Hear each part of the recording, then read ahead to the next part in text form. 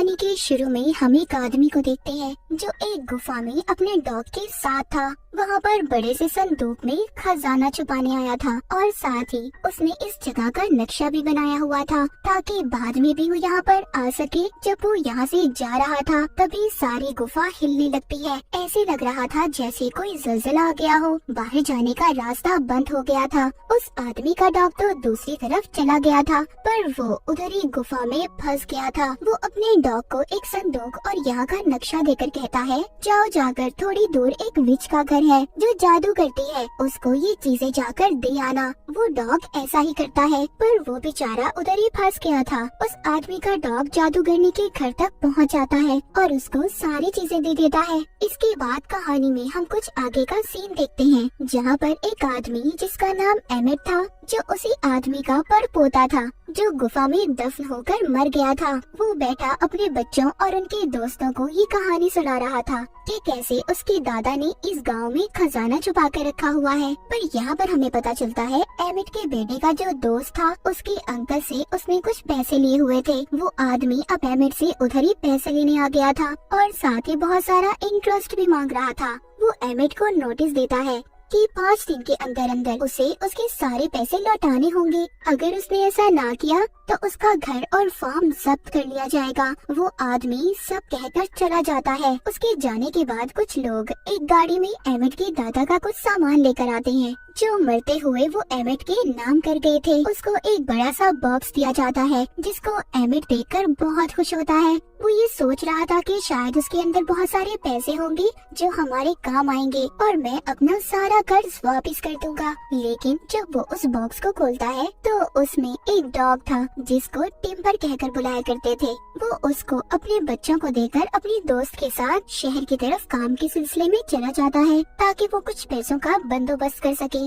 और अपनी बड़ी बेटी को ये जिम्मेदारी देता है कि तुमने सब बच्चों का ख्याल रखना है। एमिट का बेटा उसकी दोस्त की बेटी के साथ उस बॉक्स को उठाकर अंदर लेकर आता है जिसमें टिम्बर था। उसको उस बॉक्स में से अपने डैड के दादा की तस्वीर और एक नक्शा मिलता है जिसको उसके दादा ने गुफा में छुपाया था। एमिट का बेटा बहुत खुश होता है और सोचता है कि खजाने वाली बात बिल्कुल सच है। अब वो उस खजाने को ढूंढने का फैसला करते हैं। तभी उसकी बड़ी बहन आती है और कहती है, मैं पार्टी में जा रही हूँ, तुम प्लीज घर पर रहना और घर से बाहर मत जाना। उसके जाने के बाद दोनों बच्चे अपनी जरूरत का कुछ सामान लेते हैं और साथ ही अपने डॉग को भी लेकर उस खजाने की तलाश में निकल जाते हैं। वो सबसे पहले उसी गुफा में जाते हैं जो हमने कहानी के शुरू में देखी थी। उधर ही उनको जमीन पर कुछ नजर आता है। जब ये वहाँ से मिट्टी हटाते हैं तो उधर उन्हें एक बॉक्स मिलता है। एमिट का बेटा उसके गले में जो चाबी थी जो उसके डैड ने दी थी, उससे वो छोटा बॉक्स खोलने की कोशिश करता है पर उस चाबी से वो बॉक्स नहीं खुल रहा था। तभी उसे अपने डैड के दादा का डॉग टिम्बर के गले में चाबी नजर आती है। इसीलिए वो उस चाबी को लेकर उस बॉक्स को खोलने की कोशिश करता है जिससे वो बॉक्स खुल जाता है।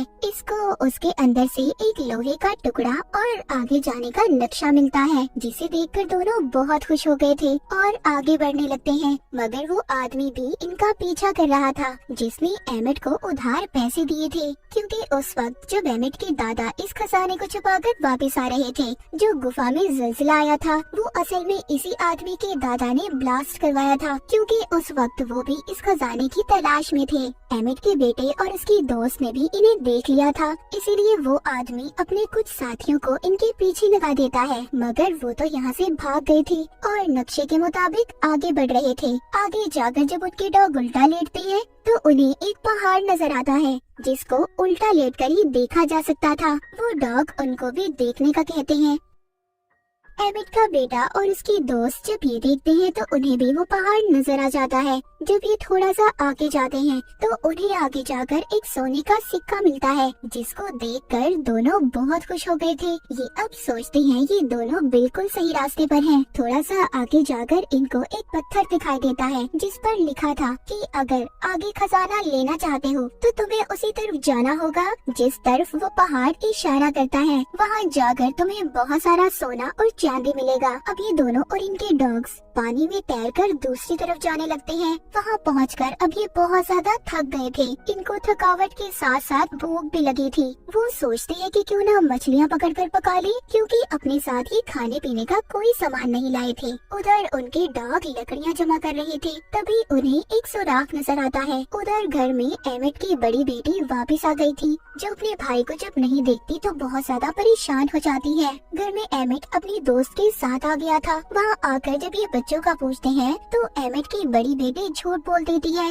कि वो अपने दोस्त के घर गए हैं। इधर एमिट का बेटा जो अपनी दोस्त के साथ खजाने की तलाश में था, उन्हें जंगल में एक सुराख मिलता है जिसमें इन्हें एक घंटी और कुछ पुरानी चीजें मिलती हैं। उस घंटी पर कुछ लिखा हुआ था। एमिट की बेटे की दोस्त उसे समझाने लगती है। उसको पता चल चुका था। वो कहती है ये हमें आगे जाने का रास्ता बताएगी। तभी उधर एक भेड़िया आ जाता है, जिसको देखकर सब डर गए थे। एमिट का बेटा उस भेड़िए पर अपना बैग फेंकता है, जिससे वो भाग गया था। दूसरी तरफ वो आदमी जो बच्चों का पीछा खजाना हासिल करने के लिए कर रहा था, उनके पास भी वो भेड़िया आ जाता है, जिससे सभी डर गए थे और जाकर अपनी गाड़ी में बैठ जाते हैं। उस आदमी के पास एक ऐसी डिवाइस थी जिससे बिजली के झटके दिए जाते थे। वो जब उस बिजली के झटके देने वाली डिवाइस को भेड़िए पर इस्तेमाल करने वाला था, तभी गलती से वो जल जाती है और हड़बड़ाहट में बिजली के झटके इसी आदमी और इसके साथियों को लग जाते हैं। उधर एमिट को जब बच्चे नहीं मिलते तो परेशान होकर वो उन्हें ढूंढने निकल जाता है।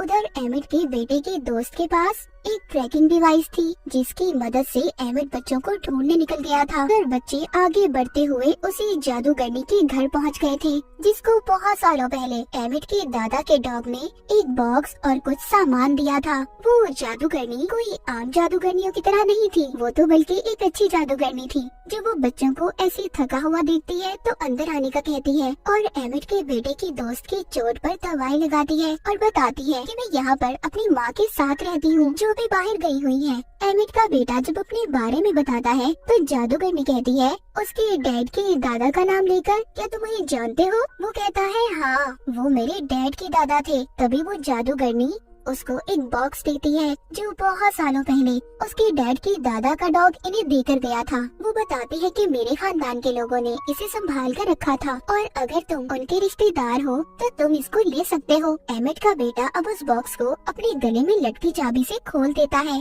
जिसमें से उसे एक छोटी कुल्हाड़ी और आगे का नक्शा मिलता है। बच्चे जब बाहर देखते हैं तो उधर वही आदमी आ गया था जो इनका पीछा कर रहा था, मगर वो जादूगरनी अपने घर के खुफिया रास्ते से उन बच्चों को घर से बाहर जाने का रास्ता दिखाती है। तभी उसी जादूगरनी के दरवाजे पर वो आदमी भी आ गया था जो बच्चों का पीछा कर रहा था। वो जादूगरनी से पूछता है कि बच्चे कहाँ पर हैं, जिस पर वो झूठ बोलती है कि वो नहीं जानती कि बच्चे कहाँ पर हैं। वो आदमी इसको अपनी बिजली के झटके देने वाली डिवाइस दिखाकर डराता है। कहता है देखो, अगर तुमने मुझे सच ना बताया तो अच्छा नहीं होगा तुम्हारे साथ।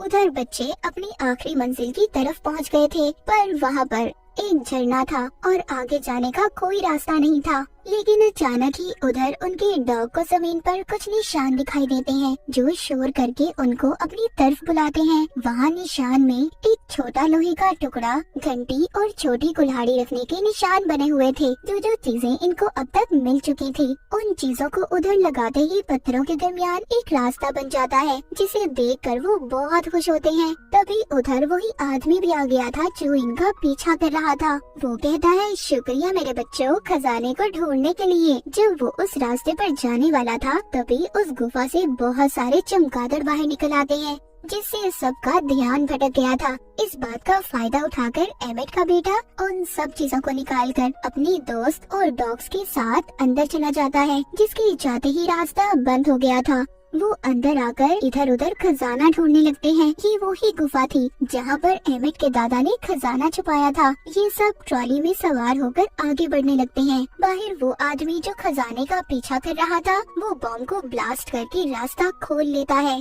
तभी बॉम्ब के फटने की आवाज एमिट भी सुनता है। वो भी उधर पहुँच चुका था। अंदर गुफा में एमिट के बेटे को वही संदूक मिल जाता है जो एमिट के दादा ने छुपाया था। वो जब उसको खोलते हैं तो उसमें सिर्फ हड्डियाँ थी। वो सोचते हैं इतनी मेहनत करने के बाद भी हमें सिर्फ ये पुरानी हड्डियाँ मिली, क्या फायदा हमारी इतनी मेहनत का। पर टिम्बर को उधर सोने की एक हड्डी मिलती है। जब वो थोड़ा सा आगे जाकर देखते हैं तो वहाँ पर बहुत सारा सोना था।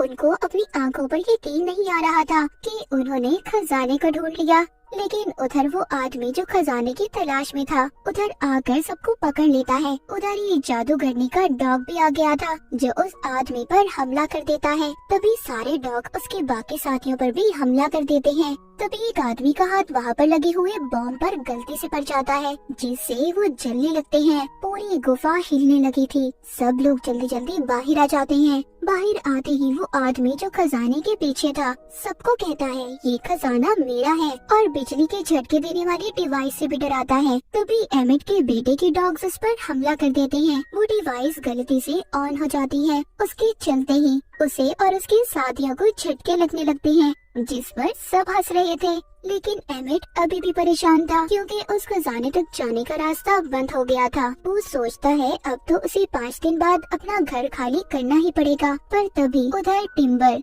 सोने की हड्डी लेकर आता है। अब उनको कहीं पर भी जाने की जरूरत नहीं थी। एमिट सोचता है कि इसको बेचकर तो उन्हें बहुत सारे पैसे मिल सकते हैं जिससे उनका घर भी बच जाएगा। मूवी के आखिर में दिखाया जाता है कि एमिट के बेटे को एक जानवर के कंकाल में से एक और खजाने का नक्शा मिलता है जिसको देखकर ये बहुत खुश होते हैं और फैसला करते हैं कि इस खजाने को भी ये ढूंढेंगे। इसी हैप्पी एंडिंग के साथ ये मूवी यहीं पर खत्म हो जाती है।